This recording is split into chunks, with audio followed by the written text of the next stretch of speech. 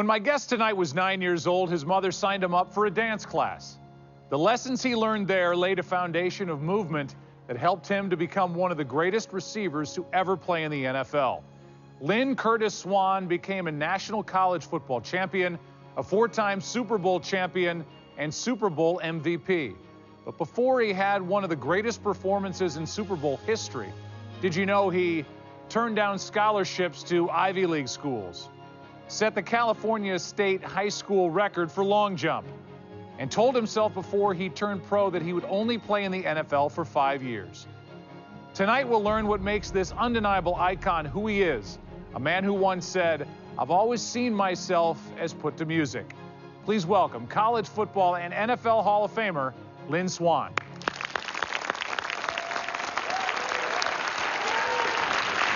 Whoa. Thank you. Thank you. Out of the gate. How are you? Thank you. That's awesome. Great. Did you all go to my high school? Yeah. He grew up in Northern California. This is kind of your neck of the woods up here. Yes, yes, it is. I graduated from Sarah High School in San Mateo, California. Since we are in San Francisco, now that I look at you with the beard, how many people have said, "Mr. Rice, can I have your autograph?" You are Jerry Rice. That means I look younger. He's looking a lot older. No, I think it's a compliment to you. I want to go back to where it began, which was in Tennessee for you, and how this evolved from a young family in Tennessee to a life growing up in Northern California. Tell me about that. Well, I'm the youngest of three boys. After I was born, my dad and mom decided, living in Alcoa, Tennessee, which is just outside Knoxville, that if they moved to California, it might be a better opportunity for my dad to get a job and to do a couple of different things. So they decided to pack it up and move out to California. And my dad got a job out here, and my mom went to junior college and got her associate's degree. And we grew up in San Mateo, in East San Mateo. But part of the equation was to give a better lifestyle to the boys. Oh, absolutely. Absolutely. My parents viewed the move to California as giving us an upgrade and giving us a better start in life, improving on the education, moving us forward, if you will. Your dad, Willie, an aircraft maintenance worker? An aircraft maintenance worker for, I don't mind saying, United Airlines. And then later on, he got a job for the San Mateo Unified School District as a custodian. And he wanted that job because of the benefits, the health benefits, the insurance, everything else it provided, and the steady work. Did you feel protected by mom and dad and what you had in the house? Always, always. Surrounded by parents who cared, in a church life and upbringing at Pilgrim Baptist Church, where we were expected to be every Sunday, in Sunday school, in church. We walked to school a few blocks down the street, and to junior high school a couple more blocks down the street, and parents always said education is the most important thing. And they demanded that we be there and we respond to those kinds of things. And they enrolled us in different things to make us do different things. But, you know, my mom never wanted me to play football. You know, my dad thought I wasn't a very good athlete. My middle brother, Calvin, was bigger, stronger, and faster. And so they all thought Calvin would be this great athlete. And he was a really good athlete at San Mateo High School. And so it was like 7th grade, and Calvin was playing on a Pop Warner football team, the Jets in San Bruno, California. And I snuck out of the house after my mom said I couldn't play. Caught the bus, went to football practice, got a uniform, made the team. Okay, and my mother was livid. This is like a little Disney movie you're describing here. she was livid. I mean, I often say that I think I was the first bobblehead football player. Why is that? I got the last uniform. I got the last set of shoulder pads. The last helmet, nothing fit. Every time I ran, I'd stop, and everything else was still moving, still shaking around. But my mother said to me at that point in time, when I snuck out of the house against her wishes to join the team, she said, "Okay, fine, you wanted to do this." She says, "You can stay on the team. If you make the team, you can stay on the team, but you can't quit. Period. We're done." Your mom, who names you Lynn, also enrolls you in dance classes. I was a hyper child. This was to drain you of your energy. Yeah, yeah. I mean, you know, in our world today, somebody might say, well, put this kid on drugs. He's got too much energy, tone it down. Look at that. But, I mean, yeah, that was Surrey with the fringe on top. That was the number that we were rehearsing for there. Enrolled in dance class in the 4th grade, stayed in dance classes through high school. Dance teaches you a lot of things, like preparation. Like your one move here is preparation for the next move. But this move's got to be good. It's got to stand on its own and yet still be the catalyst for the next thing that you do. It prepares us for something down the road. And dance was that for me. It prepared me. Everybody used to tease me. You know, look, I went to an all-boys Catholic high school. My name is Lynn. I'm leaving football practice with a pair of tights and dance shoes. Okay? I had to have some moves. Right, yeah. To get there. Dance became, in some ways, a foundation of what made you the great athlete that you were. Oh, absolutely. But, you know, it can give you a certain level of confidence in yourself and awareness of your body and what you can do. I don't claim to ever have been any great athlete when I was a little kid. I mean, the first time I got in the football field and I was playing defense, the guy scored like 3 touchdowns over me. Coach brought me over to the sideline and says, what do you think about offense? Right, yeah. And I wasn't that good there either. But my mother said I couldn't quit. And so I stayed with it and I stayed after it. And, I tell kids today, you might be great when you're in the 7th or 8th grade. Maybe you're not so good. But if you like doing it, keep working at it because you're eventually going to get better. You got a scholarship to go to Sarah High School. Your brother Calvin, who I know you were really close with, very competitive with. Very competitive. Was at San Mateo. What was it like for you to go to this mostly white high school, Sarah High School, while your brother is back at San Mateo? Well, there were some difficulties. I mean, once again, my mother stepped into the fray and said, you're going to take the scholarship because I think that's a better educational opportunity for you. So I went to Sarah High School, and it was difficult. It was not easy. I knew maybe about 3 or 4 people in the whole school. And, there were some difficult experiences and racial incidents that occurred. I was just speaking to my mom not too long ago, prior to coming up here and doing the interview. And my parents received phone calls from people that thought I should not be at Sarah High School. Is this from other parents? Or? This is from other parents, adults, somebody calling the house saying that I shouldn't be there and kick that black kid out of the school, not necessarily in those words. Worse. Yeah, worse. You end up being the tip of the spear in so many ways. And how they respond and how you get through it is really going to depend on your core, who you are, who you believe, what you believe in. And I thank God for my faith. I thank my parents for their strength to get through days like that. Did I have fights? Yeah, I had fights. There was a guy who was picking on me, and he was going to make this a big deal and the whole deal. And so he took a swing at me. I ducked. He missed. I hit him, knocked him to the ground. Nobody messed with me after a while. But, I mean, it's... You work hard and become a very good high school receiver, and you're recruited by some big-name colleges. What'd you want out of football? Scholarship and education. It was a means to an end for you. I could go to any of these schools, these great schools, and yeah, play football. That'd be fun. I can compete and that kind of thing. But I was going to get an education. I was going to graduate from college at a great school and move forward. Notre Dame was trying to recruit me. At another position. Well, yeah, they said another position. But, Joe, I was smart enough to understand that I was a wide receiver. They looked at Lynn as a quarterback, potentially. The quarterback graduated. He was a year older than me. And so I played quarterback. We lost one game where I wasn't the quarterback. And we won the WCAL West Catholic Athletic League Championship that year, 2nd year in a row. And so a couple of schools tried to recruit me as a quarterback, but they didn't really want me as a quarterback. They thought maybe if they told me I'd be the quarterback, that I'd come to school there, and then they'd make me a wide receiver or a defensive back. The old bait and switch. The old bait and switch. And so, I told people, young kids, adults alike, you have to understand who you are to ever move forward and get the best out of whatever talents you have. Your skill set, whatever it is, be honest with yourself. And once you do that and you know who you are and what you are, then people can't kind of push you into a corner to make you something else. You know, my parents couldn't afford to send me, if they had to pay for it, to Stanford or the Notre Dame or the Oregon or the Cal or the USC or to any of the schools I was being recruited by. So having a scholarship to be able to go to those schools gave me an opportunity to have a great education, okay? And I picked USC because, not because of the football, I picked it because I felt comfortable there. I felt like, okay, this is my choice. People are trying to push me to Stanford. The priests are trying to push me to Notre Dame.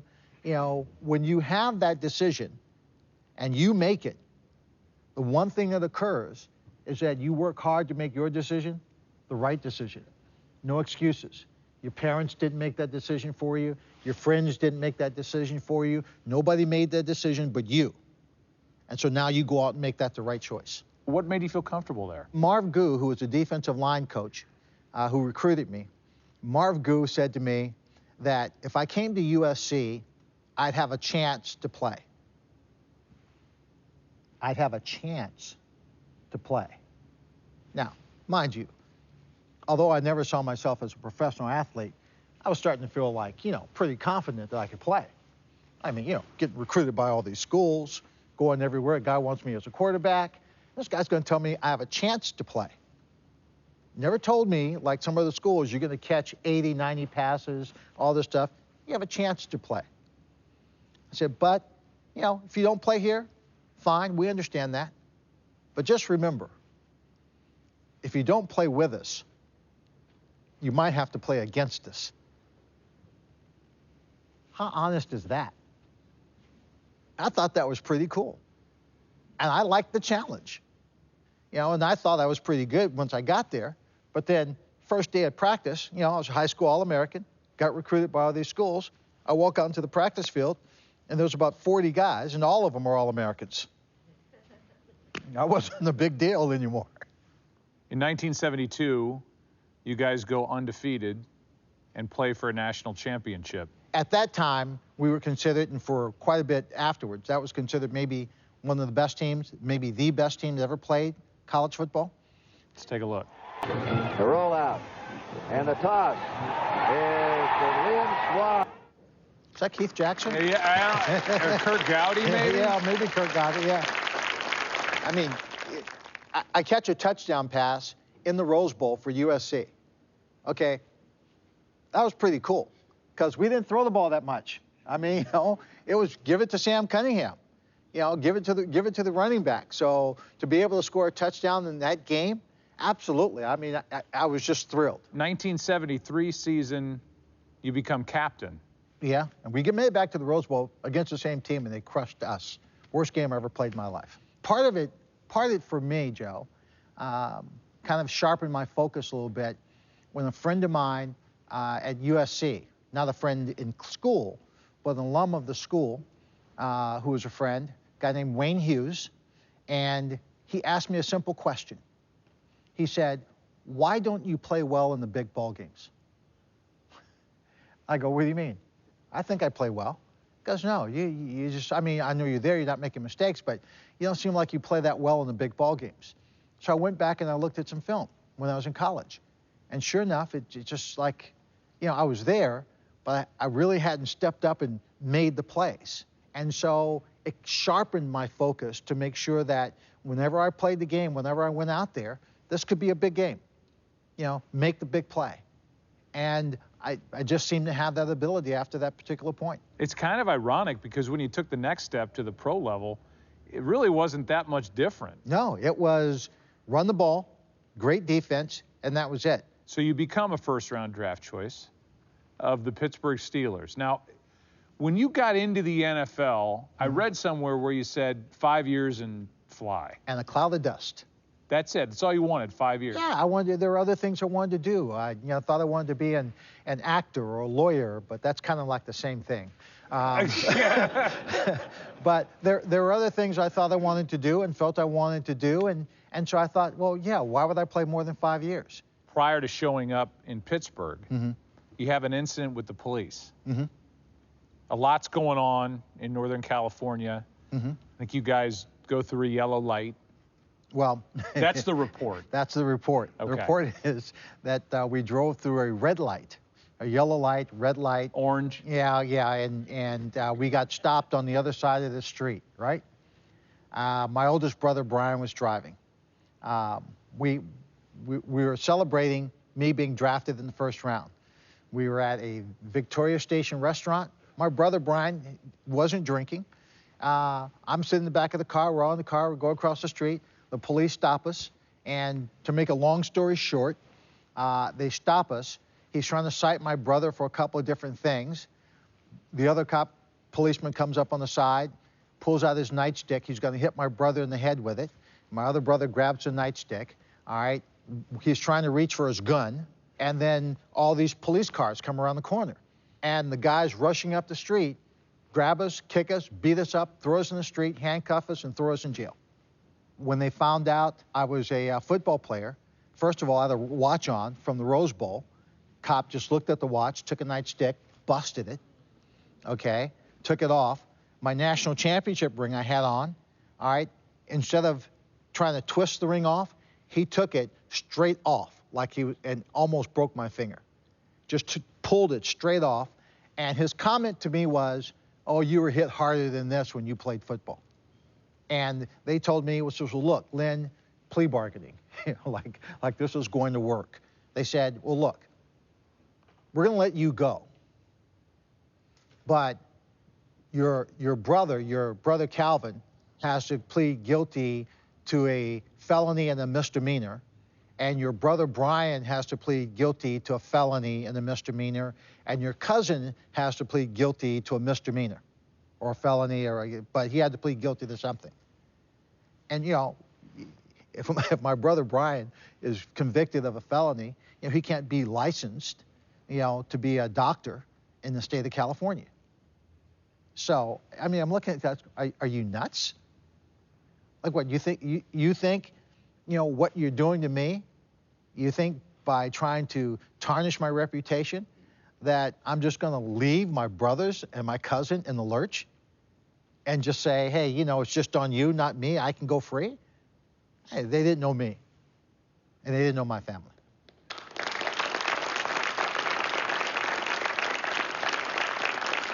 Filed a lawsuit against the city of San Francisco and the policeman, which we won. And I'm wondering what the media is saying about you in Pittsburgh before you get there after this incident. Yeah, well, I mean, you know, not a whole lot. You know, they're just waiting to see what's going on. And eventually I got back to Pittsburgh. People asked questions and that kind of thing. I got to know a little bit about how straightforward Chuck Noll was at that time, you know, in terms of being in camp or not being in camp. 1974, they have a draft class that comes in. That's pretty good. Yeah, 4 Hall of Famers on your team alone out of that draft class. Yeah. For football, are you thinking, I want to be the greatest receiver ever. I want to be on a Super Bowl championship team? No. No. No. Now, I mean, look, yeah, do we want to win championships? Absolutely. Was I thinking I wanted to be the greatest receiver of all time? No. Did I want to be the starting receiver for the Pittsburgh Steelers? Yes. Did I want to make plays to help our team win? Yes. Okay? It's one brick at a time. If you're a brick-by-brick guy, by your own admission, let's start in that 74 season. There's a strike. There's a strike right out of the gate. You know one of the biggest problems of a young guy making a team today? Getting enough reps. You know, if you're good, talent, great. But you need the reps to understand how the system works and to get comfortable with it, right? I always talk about the quarterback, right? Sitting on the bench, watching the starting guy, not getting the reps. A strike is there. All these rookies make this team because you got every rep. It was our training camp. So when the veterans finally came back in to camp, we had all the reps. We knew the system. Everybody felt comfortable. Not only are you trying to prove yourself to your coaches, but you're really trying to prove yourself to your quarterback. Absolutely. From day one. Mm-hmm. You got Terry Bradshaw. But tell me about Terry Bradshaw as a young competitor, as a quarterback, and what he was looking for out of his wide receivers. Again, we're in Pittsburgh. They've got Franco Harris, and they got this great defense. So we're running the ball. So a lot of times we're just working on blocking as receivers downfield. But what Bradshaw was looking for was someone that would just catch that ball when he threw it. And Bradshaw threw the ball hard. Bradshaw, I mean, yeah, Terry will admit that, you know, his touch wasn't all that good. But his expectations were that we'd find an open spot and give him a target. Let's say you didn't drop a couple balls in practice. No, you don't want to drop any balls. You want to build that trust and that confidence. You don't want to drop anything. Catch them at practice, you know, catch them in drills, catch them all the time. Especially with a team that wants to run it. Like you said earlier, I mean, you're not going to get a lot of opportunity. Mm-hmm. So you can't miss. No, can't miss. So he comes in, Lynn comes into the Pittsburgh Steelers, first-round pick. Mm-hmm. John Stallworth comes to the Pittsburgh Steelers, fourth-round pick. Mm-hmm. I talked to John. Yeah. There was a little tension there. Oh, yeah. Oh, yeah. He said, look, he's talking to me. He said, look, there's one quarterback, there's one ball. There's Franco Harris, there's Lynn Swann, and there's me. And it didn't start that way because when you guys showed up, there were a couple good receivers already there. Oh, yeah. And then John and I came in the second and fourth quarter. So we kind of felt good about that. We both wanted to start, but we kind of felt good because we said, well, regardless of whether we're starting or not, we go in the ball game in the second and fourth quarter. So when the game is on the line, at the end of the ball game, we're in. That's a good sign. That's a good sign. I'll take that. I'll take that for now. Working against your own defense was harder than any game you could play on Sunday. Oh, yeah. I mean, this was the steel curtain defense. Oh, yeah. And now they've just inserted Lambert into the middle of this thing. And keep in mind, it's a playoff team, but there were about 14 guys who made this team. Okay, some free agents who made this team on a playoff team. And guys like Donnie Shell, who became a perennial All-Pro, was on this team. And when Donnie Shell hit you at practice, it was like a game. It was a full-body tackle. I mean, John tells the story better than anybody. But you know, when Donnie Shell hits you, John says, you know, Donnie hit him at practice. And John said he was lying on the ground, and he felt something wet running down his lip. And he took his two fingers, he did like this, and he looked at it. It wasn't blood. It was snot. Because Donnie had knocked the snot. Literally out of you. Literally. I mean, so these are the guys we practice against every day. These are guys, unlike me or Lambert or John, weren't drafted. They were free agents. So they're trying to make the team. And they had to show that they could be on the team and compete every day at practice. And so when they were trying to prove themselves, John and I and everybody in the offense, we're going out there and says, all right, game on. We got to prove ourselves. So every day at practice, we developed an attitude, thanks to Lionel Taylor, who was our coach at the time, former receiver himself, that every day we were winning at practice. We're going to beat the defensive backs. Every day at practice, we're going to win. Every day. Not just one day. Not just occasionally. Every day, we're going to win. So when we got to game day, it's set. We're winning. When I talked to Tom Moore, who was eventually a receivers coach there for you, then moved on, and he's still in the game today. Yes.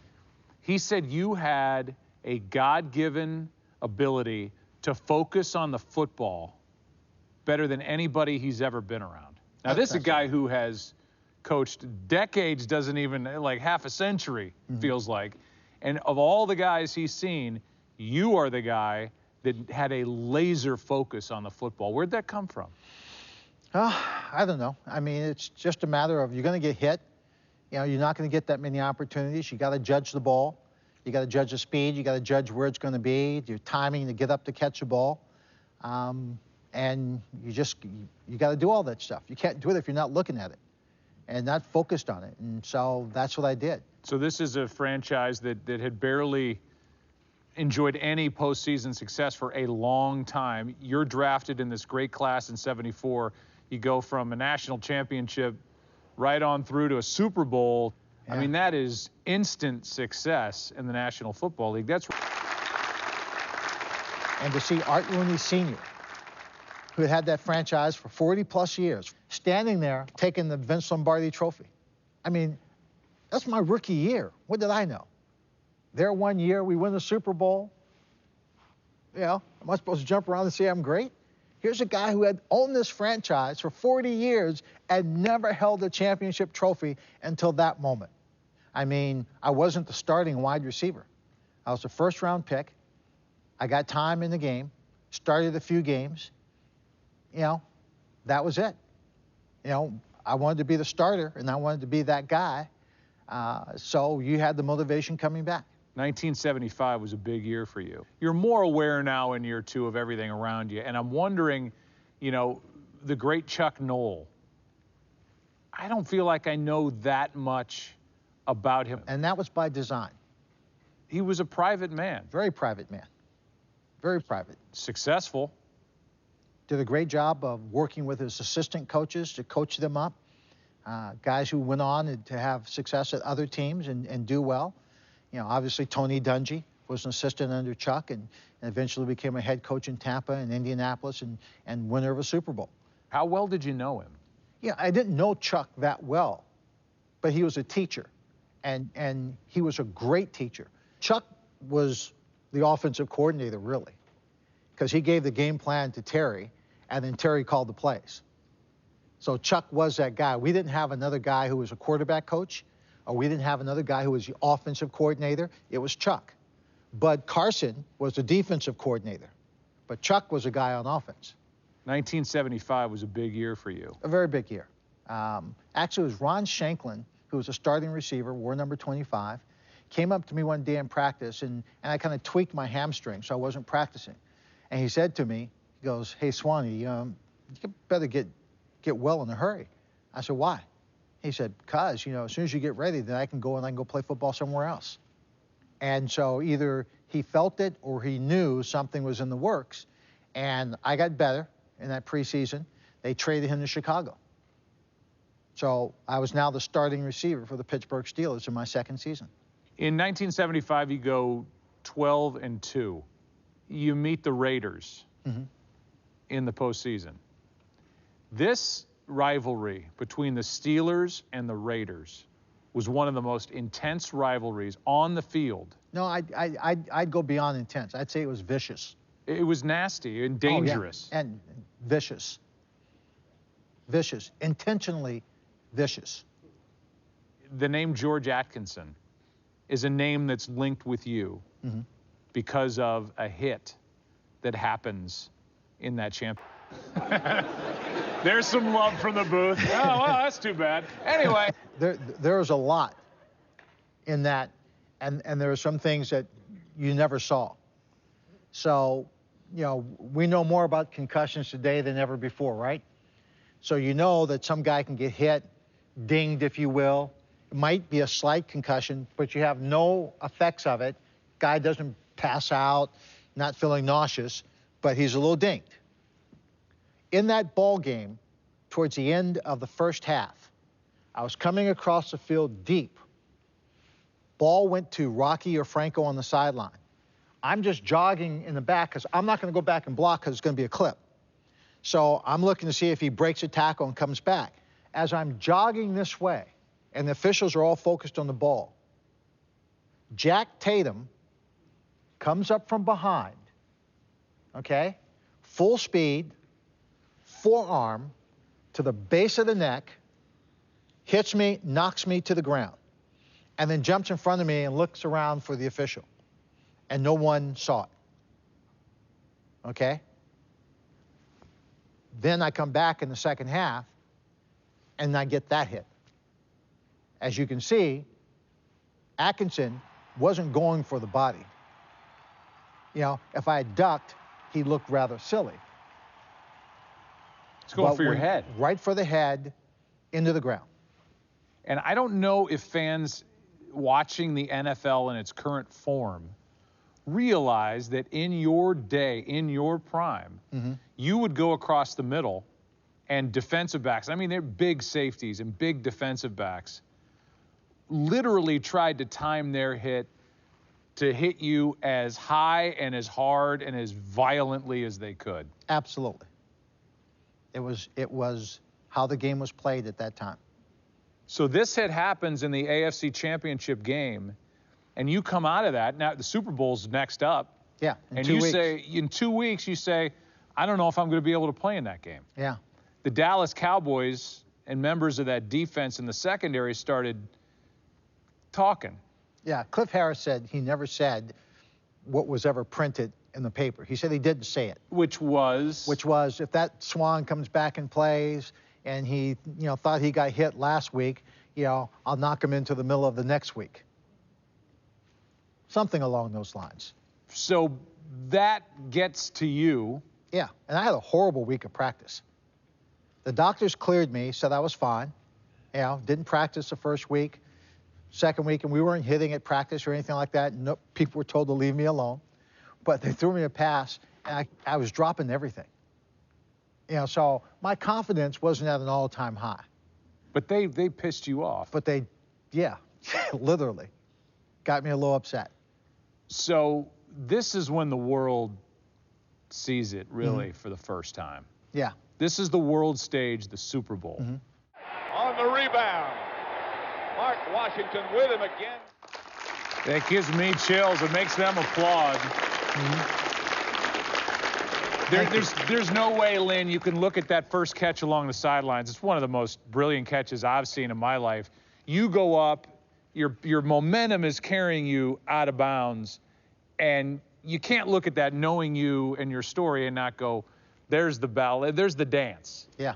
Because along the sideline, you're doing this like scissor twisting thing with your, that was just a thing of beauty. Thank you. It was, it was important to me to make the first catch. Not having a good week of practice. Got to have Bradshaw's confidence. He's got to throw me the ball. They're yapping about you. They're yapping about me. He throws that ball. And as you can see, Mark Washington was all over it. Today a quarterback would be told, don't throw that ball unless you're desperate. And this is at the beginning of the ball game. And but Bradshaw throws it. I got to go up and make the catch. And it's everything I do. It's whatever I have. It's going into making the catch. I gotta get up there, come away with the ball. There's this quote up on the wall. I've always seen myself as put to music. That catch is put the soundtrack to any stage. Yeah, and I think it was Kurt Gowdy in the booth that referred to me as the Baryshnikov of football. That's right. And so that in and of itself was really cool. Do you consider yourself a dancer before you consider yourself a football player? Yes. But I'm not a very good dancer now. Well, you probably aren't a very good football player now. That's true. That's right. Let's see how Super Bowl 10 ends. Won the Super Bowl for the second consecutive year. Yay! Oh. 4 catches, but the first wide receiver to ever win Super Bowl MVP. I didn't even realize it. They said, you're the MVP. I said, I'm the MVP? They said, yeah. I said, oh, feels good. I didn't know. I had to drive myself to the after party because I was late getting out of the locker room. I pick up my friend. We go to the Super Bowl party. And my grandmother calls me over. And she says, son, I have a question to ask you. I said, sure. She goes, now, I've watched you play this game for a little bit now, and this is like the second time you won the whole thing, right? I said, yes. Nanny, we won the whole thing. She says, well, son, when are you going to stop and get a job? Oh, my God. I said, well, probably pretty soon, but I'm not quite sure when Right. just yet, But it always stuck with me because I think in that time period, football was America's best part-time job. You got paid more than the average person, Then you got a chance to compete, got a chance to win more money in the Super Bowl. Then you had a whole off season.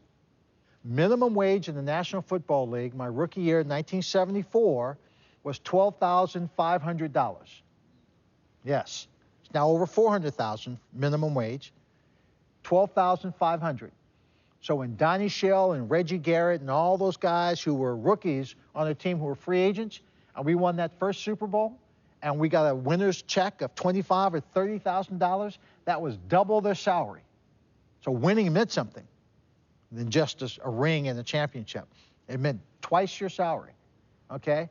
So we understood in the offseason, you know, this is nice money, but you're not making enough money to quit, you know, to never work again.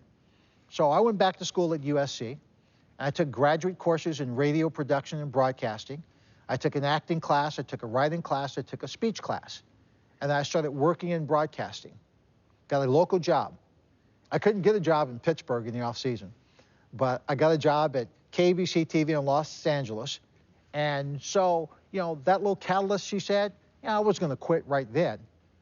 But it always stuck with me that she was saying, well, what's next?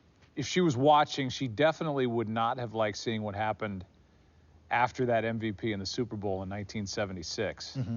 September 12th, right at the beginning of the year. Here are the Raiders again. Yet again. Here is George Atkinson. One more time. One more time. And the viciousness, which you referenced earlier, you get drilled from behind, away from the play. Your head coach, Chuck Noll, in essence, comes to your defense and says there's a criminal element in the NFL, for which he gets sued by Atkinson. Mm-hmm. And Al Davis. And Al Davis, okay. And Al Davis, the owner of the Oakland Raiders. Mm-hmm. But there's the headline. Did you sense that these hits were personal? Oh, they were very personal. And I know it's person to person. It's against Lynn Swann. They didn't know me. But they George didn't know me. Now, there were guys on that football team who were on my team at USC. Charlie Phillips and Skip Thomas, Alonzo Thomas, who played corner. And, you know, they were there. Skip told me, a championship game, he said, watch yourself.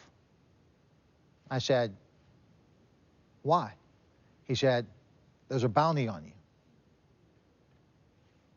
Now, we know the familiar story in New Orleans and the whole deal. Why do you think that was? Because you were...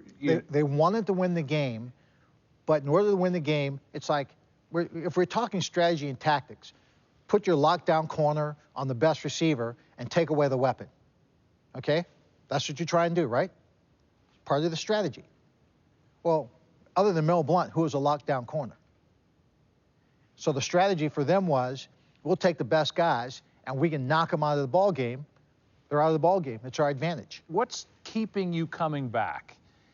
Because you did toy with it. I know it entered your mind walking away. At any point does, let's just bow out now, shoot through your head? I didn't want to leave unless it was on my own terms. And I didn't want, you know, look, I recovered from the concussions, and I was fine. I didn't want to walk away and have people say, well, we ran them out of the game. The Steelers have won it. They had a great win in Super Bowl X. This was even better. Chuck Noll goes off. He has won his third Super Bowl title. Happens again in '79. Victorious in Super Bowl 14.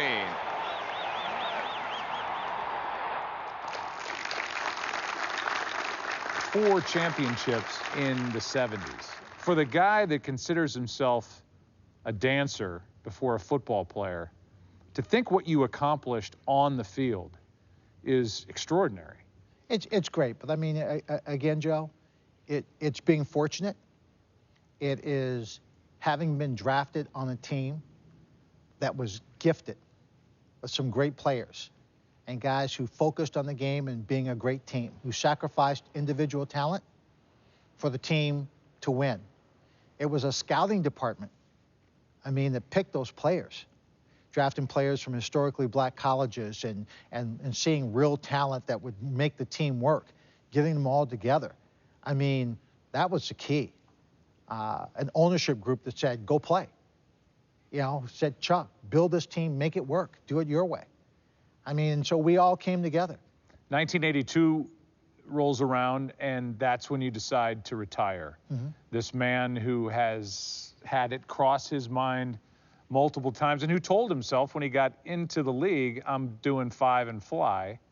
What was it about 1982 that said, I'm ready to go? Phone call from ABC.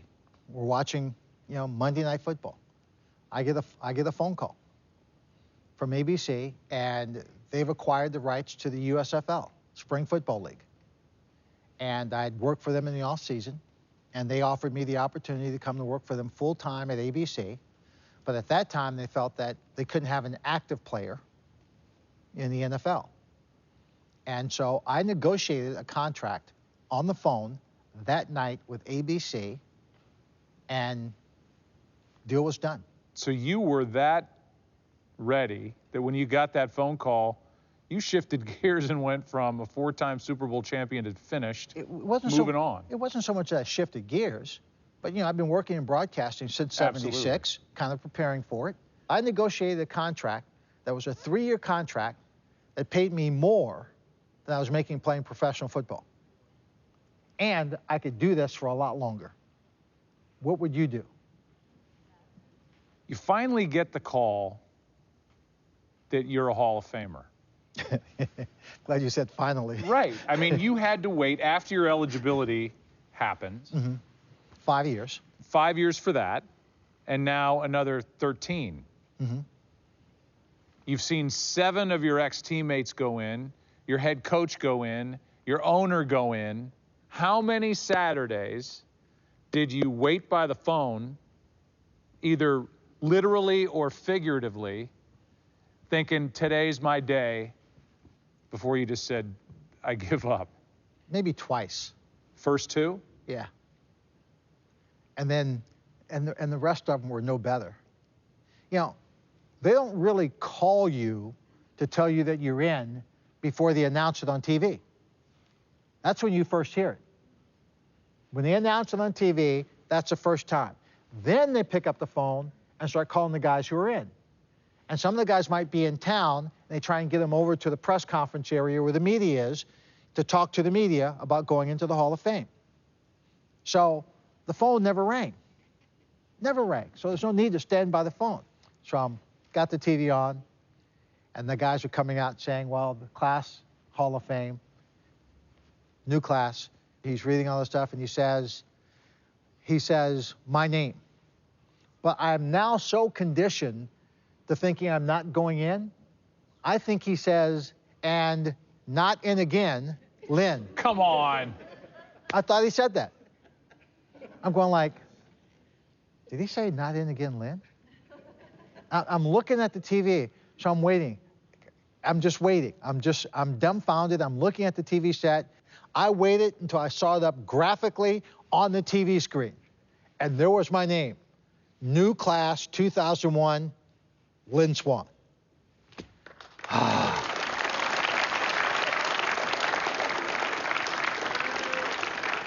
Did I cry? Absolutely. Absolutely cried. I mean, it was just unbelievable. And so I went into the hall, and it was great. It was terrific. And who presented you? I had John Stallworth present me because, people had said that John and I were taking votes from each other. People didn't know, they said, well, I think John should be in, Lynn's here, I think John should be in, Lynn, all this stuff was going on. And so I asked John to introduce me to the Hall of Fame because I wanted people to see John. John was lives in Madison, Alabama, just outside of Huntsville, very successful businessman there. And, he hadn't been, in the media, hadn't been a lot of attention paid to John after his career where you didn't see him on TV. And so I wanted him there. And I said in my speech that this is supposed to be a player's finest hour. I said, for me, it's only a half hour. I said, it'll be an hour when John Stallworth is elected to the Hall of Fame. And he got elected the next year. Well, Joe, folks, when I talk about that, that wasn't such a big deal for me to do that. 'Cause John's my teammate.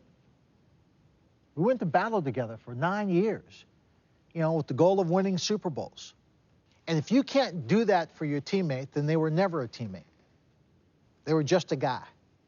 And you don't win 4 Super Bowls with just a guy. At wide receiver on the all-time Super Bowl team is the man I'm sitting across from right now. There's the Hall of Fame, and then there's... Yeah. For a guy who was talked to by a friend who said, why don't you play better in the big games? And you took a look at yourself in front of that mirror. Mm-hmm. You made everything count when you had opportunity in big games in those Super Bowls. Thank you. Thank you. What's that honor like? You know, it's kind of interesting because, you know, I didn't even know they were voting on that kind of team. And it's an honor. It's an honor, it's a privilege, you know, to be one of those 2 guys. Speaking of votes, you ran for governor of the state of Pennsylvania in 2006. Mm-hmm. You lost to Ed Rendell. Yes. But this was not a landslide against you. No. I mean, you represented and showed well in that race. We did very well. We raised a good bit of money to put on the campaign. But we fell short. We just didn't win. And it was disappointing not to win. But it was a great learning experience.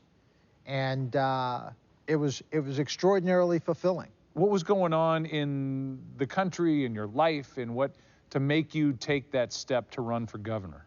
Well, you know, I felt we needed a change. I felt we needed to have people elected to office who weren't necessarily going to be professional politicians, who could bring together a group of people to have an impact, to make the state better. So I looked at it as volunteering. I didn't look at it as this was going to be a career. I looked at it as volunteering. You volunteer for a cause to serve other people. And so while our officials have to get elected, they should be elected to fulfill the obligation to take care of the people and the state, not to serve their individual career. What's next for you? You know, I don't know. I think it was the late General Chappie James, Air Force 4-star general, African-American, who said, in talking about education, he says, he was talking about being prepared. He said, because when opportunity knocks, you don't have to wait and say, let me go back while I get something before I can open that door. You want to be prepared. So for me, going back to school to prepare for broadcasting, developing a skill set, continuing education to learn more, to do more, hopefully has me in the right position. So if an opportunity presents itself and I see it, I'm able to take advantage of it. Well, here's an opportunity for you to answer silly questions. Oh, okay. It's like we're at a dinner party, kind of a would you rather. Would you rather have nosy neighbors or noisy neighbors? I think I'd rather have nosy neighbors. I've had noisy neighbors, okay? And that's not a lot of fun at 3 o'clock in the morning in an apartment building and they're jumping up and down. I'd rather have a nosy neighbor because if something's going on in your house or something else, maybe they're nosy enough to call the police and stop the bad guys. That's a good thought. Would you rather be a master of every musical instrument or be fluent in every language? Ooh, that's a tough one. Especially for you. That's a tough one. I think, you know, I'm terrible at languages.